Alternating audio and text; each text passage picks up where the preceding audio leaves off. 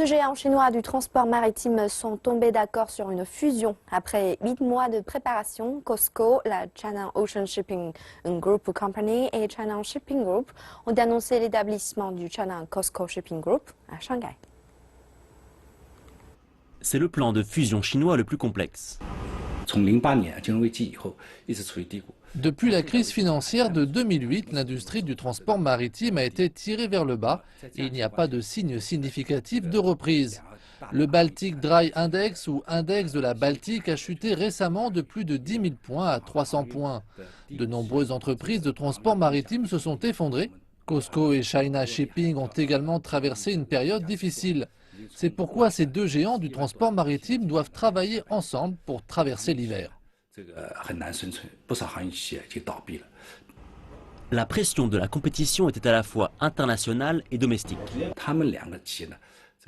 Le chevauchement des activités entre COSCO et China Shipping était évident. Ils étaient tous deux dans les transports et la location de conteneurs dans les ports et les pétroliers. Ils étaient donc en compétition entre eux avec les autres concurrents internationaux.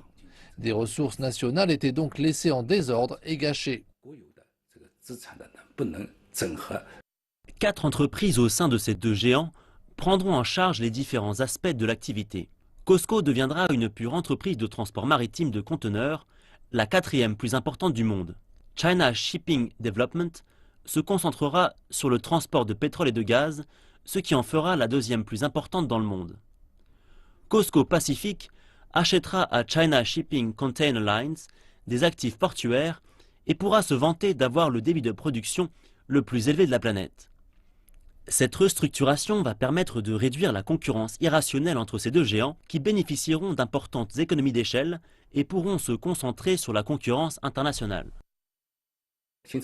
Après la restructuration, la combinaison China-COSCO Shipping prendra une part de marché plus importante et sera capable de devenir une voie dominante dans les alliances avec les autres grandes entreprises de transport dans le monde. L'entreprise aura par exemple son mot à dire sur l'organisation d'une alliance et sur la façon de répartir les voies de transport. Mais pour le moment, le plan de restructuration est surtout un geste d'intention.